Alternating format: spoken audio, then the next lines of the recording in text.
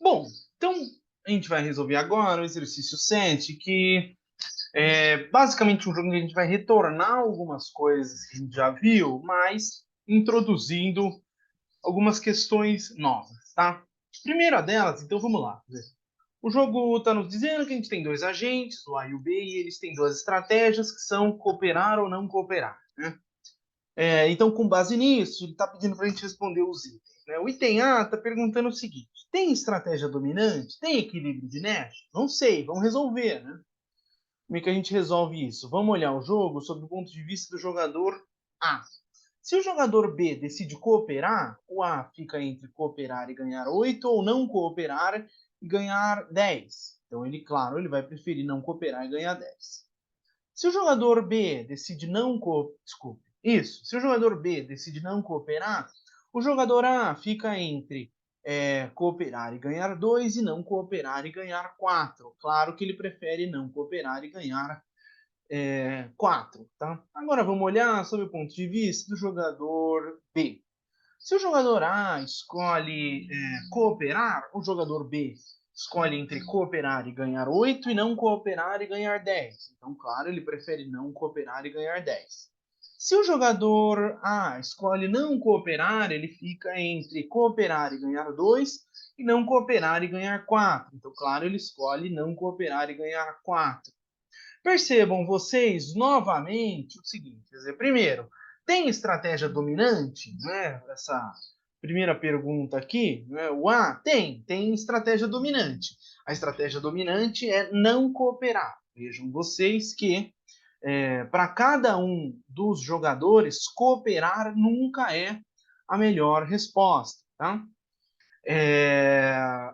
E há equilíbrio de Nash? Sim, né? É esse aqui, né? A gente viu aqui embaixo, ou seja, não cooperar, não cooperar. Então, respondendo o nosso item A, né, a resposta é sim. E o equilíbrio, opa, sim. E o equilíbrio de Nash é o não cooperar, não cooperar.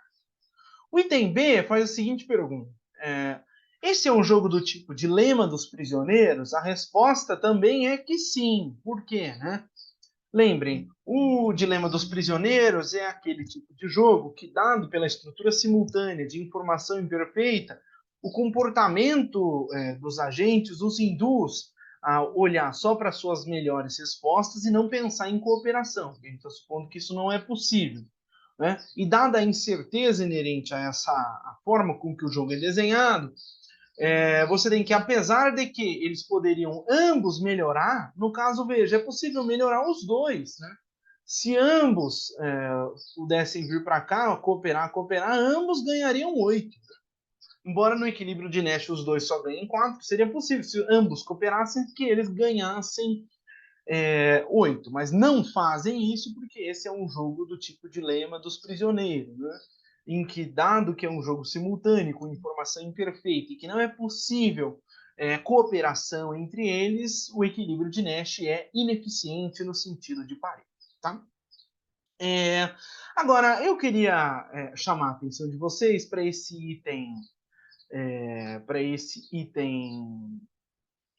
C, que está dizendo o seguinte para a gente, né? Suponha que o jogo será jogado infinitas vezes. Tá? Lembrem, se eu tenho jogos jogados infinitas vezes, é possível cooperação entre eles, tá? Ou seja, os jogadores não pensam em desviar e ganhar. Ou seja, é possível que você induza o comportamento de cooperação quando um jogo é jogado infinitas vezes. Se o jogo é jogado finitas vezes, vezes finitas, você tem então que você vai ter o resultado ineficiente. Mas se o jogo é jogado infinitas vezes, é possível que o resultado seja eficiente. Tá? Os jogadores eles vão acordar, né, vão fazer um acordo aí de uma estratégia de punição do tipo gatilho, né? Ou seja, do tipo essa estratégia, né, o nome é o Trigger Strategy. E o fator de desconto intertemporal é esse gama igual a meio. Qual é a grande questão? Né? Vamos tentar entender em palavras e aí depois a gente faz as contas. Né? A gente viu que você tem que o equilíbrio de Nash ele é ineficiente, ambos vão não cooperar. Mas eles poderiam cooperar. Ou seja, se eles cooperassem, ambos ganhariam 8. E se eles fizessem isso para sempre? Não seria uma coisa boa? Aparentemente, sim. Mas qual é o grande ponto? Vamos pensar sobre o ponto de vista do A. Se eles fizerem esse acordo, né, fala assim, não, a gente vai fechar um acordo aqui em que a gente vai cooperar para sempre. Então, os dois vão sempre cooperar. Sempre vai pairar a possibilidade do agente A ou do B, né, como esse é um jogo simétrico, mas vamos pensar do ponto de vista do A, dele desviar, ou seja, como ele tem certeza que o jogador B está cooperando, vai jogar cooperar, ele pode desviar e ganhar 10. Tá? Só que ele vai ganhar 10 numa vez só, né? Porque, e se valer esse acordo do tipo trigger, né? O que vai acontecer? Se o jogador A disse que ia cooperar e não cooperou, o jogador B, quem vai ficar triggered, né? Vai ficar bravo com essa situação e vai punir o jogador A. De que forma? Jogando o não cooperar para sempre. Né? Então, quer dizer, no fundo, a discussão aqui é entre essas duas possibilidades, né? Entre o sujeito vir aqui e escolher cooperar para sempre, ou ele vai dizer que vai cooperar, mas na verdade ele desvia, ganha 10 em um período e vai ganhar 4 para o resto da eternidade. Vai ganhar isso aqui para sempre, tá? Esse é a grande questão desse item C aqui que a gente está colocando, né? Ou seja, a gente vai ter que ver, dado esse fator intertemporal, qual é a melhor escolha. Ele vai preferir cooperar, ele vai preferir não cooperar. Para saber isso, a gente tem que trazer a valor presente os ganhos de cada uma dessas estratégias, né? Então, vamos continuar aqui embaixo esse item C com a seguinte ideia, tá? Qual que é o valor presente de cooperar? Se ele cooperar, ele vai ganhar 8 para sempre. Então, ele vai ganhar 8 no primeiro período, mais 8, só que a gente tem que colocar o fator de desconto, mais 8, e aqui o fator de desconto ao quadrado, porque... Né? Mais 8 vezes o 1, 2 ao cubo, mais... Taran, assim. Como é que a gente faz isso? Isso a gente fez já um pouco lá na última lista, né? Na lista 6. Para a gente calcular, isso é a soma de uma PG infinita, de razão 1 sobre 2. Então, isso aqui vai ficar 8 dividido por 1 menos 1 sobre 2. Então, vai ficar 8 dividido por 1 sobre 2. 8 dividido por meio dá 16. Eu preciso saber qual é o valor presente de não cooperar. E aí eu comparo com o valor presente de cooperar, qual for maior é a estratégia que ele vai escolher. Vamos lá, qual é o valor presente de não cooperar? De novo, o valor presente de não cooperar é, primeiro, no primeiro período, o nosso colega ele vai lá e como o outro agente vai cooperar e ele não coopera, ele ganha 10 no primeiro. Mas daí, em todos os outros infinitos períodos, ele vai ganhar 4, né? Porque o outro ficou trigger, né? Então, é o seguinte, ele vai ganhar 10 no primeiro, mas nos períodos seguintes ele vai ganhar 4. Então, vai ser 4, 1 sobre 2, mais 4, 1 sobre 2 ao quadrado, mais 4, 1 sobre 2 ao cubo e assim por diante, né? Como é que a gente faz isso? Também muito fácil. Vai ser 10 mais. Para a gente usar aquela fórmula da soma da PG infinita, eu vou isolar tudo 1 sobre 2. Então, isso aqui vai dar 4 mais 4, 1 sobre 2, mais 4, 1 sobre 2 ao quadrado, e assim por diante, né? Somando infinitamente isso aqui, que vai nos dar 10 mais 1 sobre 2 vezes, né? Isso aqui que vai dar 4 dividido por 1 menos 1 sobre 2. Então, isso aqui vai dar 10 mais 1 sobre 2 vezes 4 dividido por 1 sobre 2. Eu tenho esse 1 sobre 2 aqui, eu corto ele, né? Então, isso aqui vai dar 10 mais 4, 14.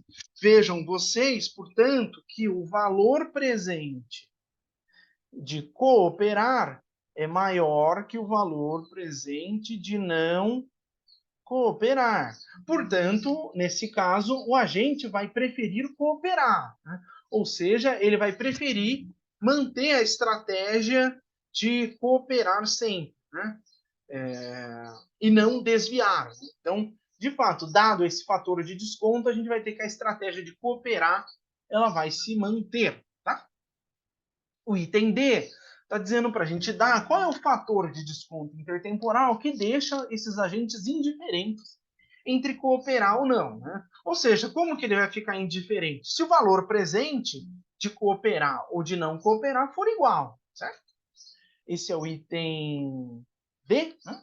Ou não? Item D, né?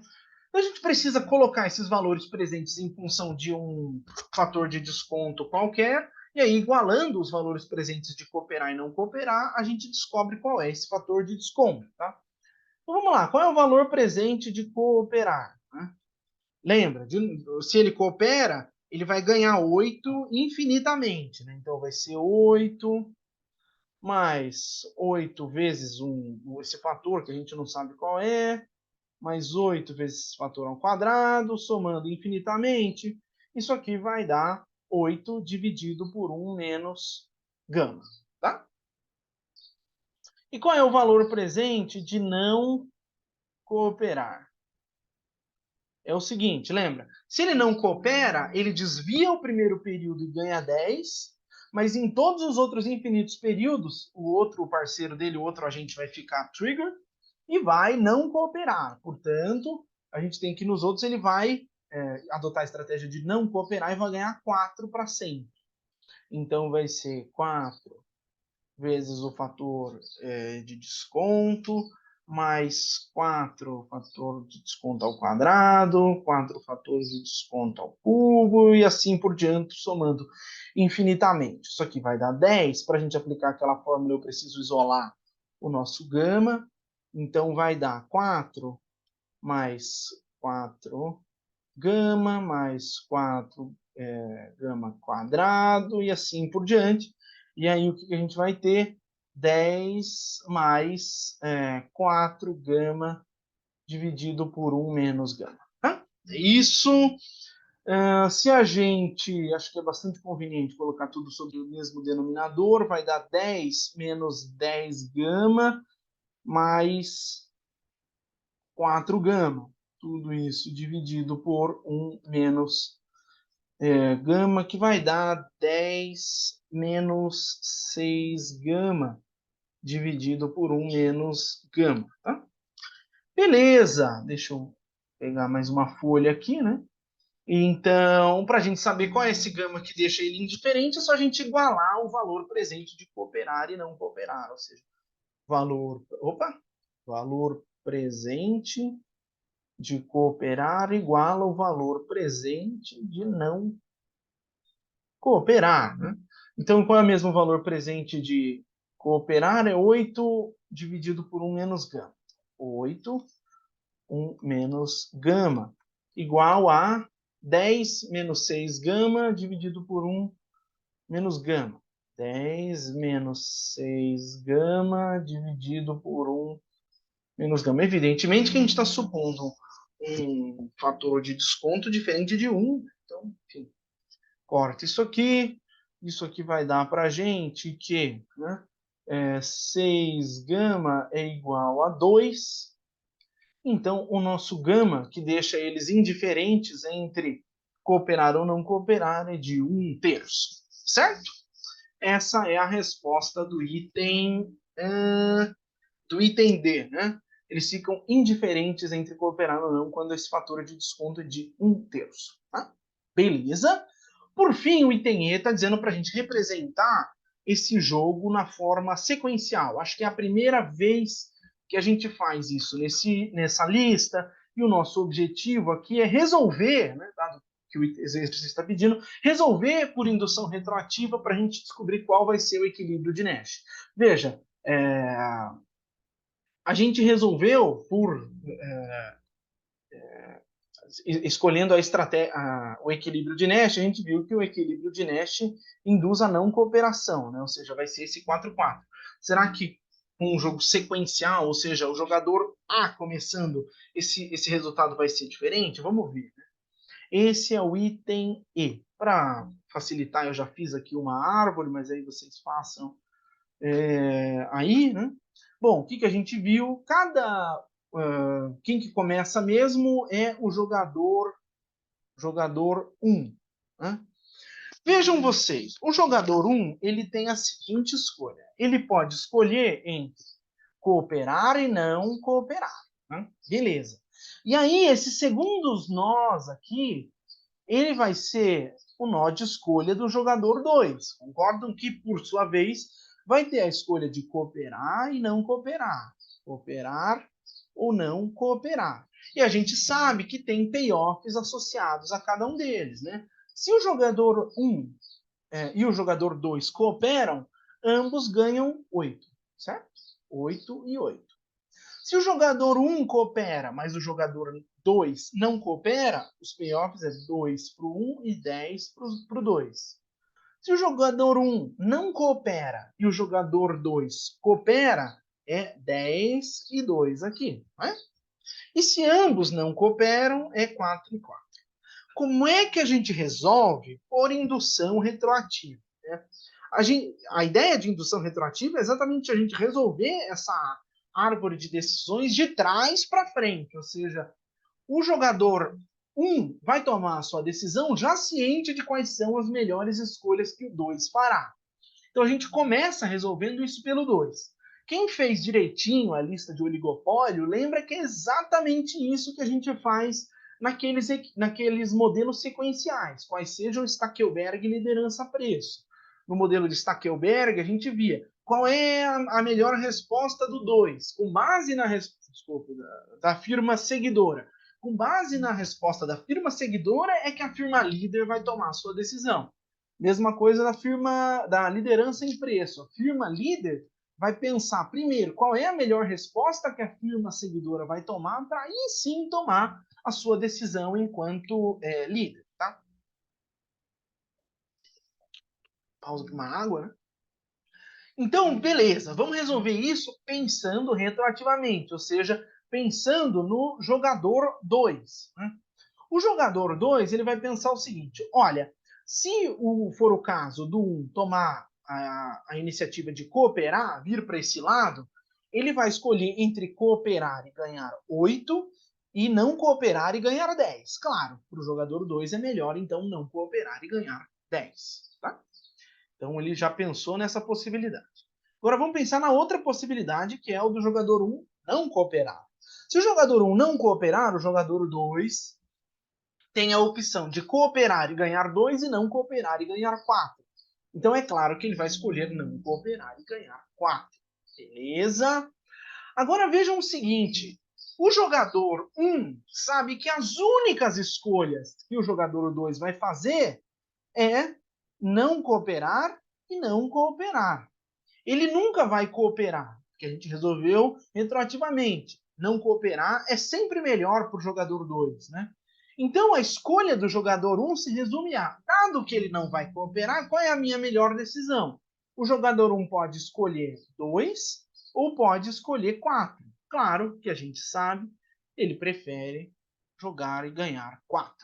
Então, mesmo numa árvore de decisões, um jogo sequencial, o equilíbrio de Nash, resolvendo esse jogo por indução retroativa, vai ser o não coopera, não coopera.